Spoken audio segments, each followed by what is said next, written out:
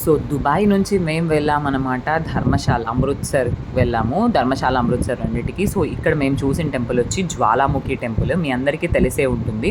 జ్వాలాముఖి అమ్మవారు అనేది మనకు అష్టాదశ శక్తిపీఠాలలో ఒక శక్తిపీఠం మనకి జ్వాలాముఖి అమ్మవారు.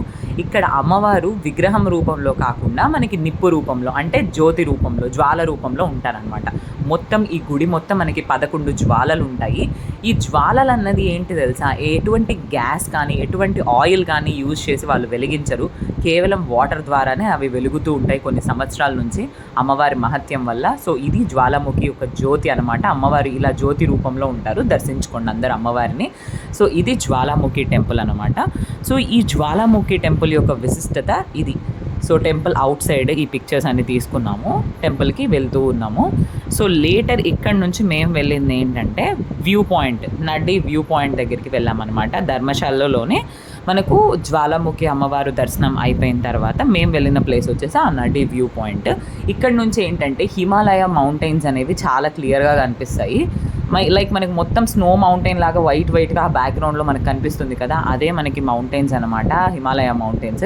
సో వాటిని చూడడానికి ఆ హైయెస్ట్ పాయింట్కి వెళ్ళాము. మన హిమాచల్ ప్రదేశ్లోనే హైయెస్ట్ పాయింట్ మనకి నడ్డి పాయింట్. ఆ నడ్డి వ్యూ పాయింట్ నుంచి చూస్తే మనకి ఆ హిమాలయ మౌంటైన్స్ అనేవి మనకి క్లియర్గా కనిపిస్తాయి అన్నమాట.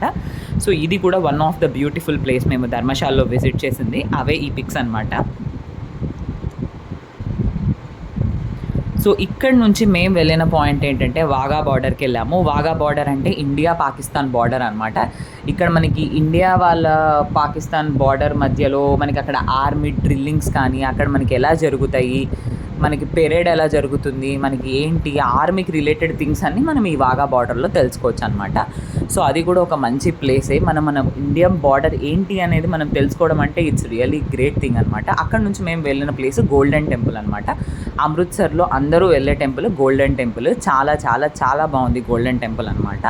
మంచిగా గురునానక్, అది సిక్కుల టెంపుల్ అనమాట. ఇక్కడ మామూలుగా మనకి అమ్మవారు ఉండరు, సిక్ గురునానక్ ఉంటారు. ఆయనని దర్శించుకోవడానికి మేము గోల్డెన్ టెంపుల్కి వెళ్ళాము. సో అందులో ఒక రిచువల్ ఉంది. మనము లేడీస్ అయితే ఇలా చున్నీ వేసుకొని వెళ్ళాలి, జెంట్స్ అయితే అలా క్యాప్ పెట్టుకొని వెళ్ళాలి. అది వాళ్ళ ఒక ట్రెడిషన్. అక్కడ నుంచి మేము వెళ్ళిన ప్లేస్ ఏంటంటే జలియన్వాలా బాగ్.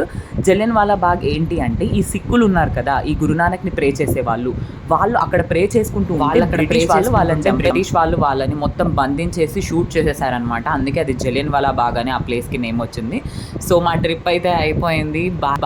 సో అలా బ్యూటిఫుల్గా అమృత్సర్, ధర్మశాలలో కూడా మా జర్నీ ఫినిష్ చేసేసుకొని రిటర్న్ ఫ్లైట్ ఎక్కేసామన్నమాట ఇంటికి రావడానికి. సో నాకు తెలిసినన్ని విషయాలన్నీ నేను ఈ వీడియోస్లో షేర్ చేశాను. నేను ఏవైతే చూసానో అవన్నీ. హోప్ మీ అందరికీ ఈ వీడియో నచ్చింది. Thank you so much.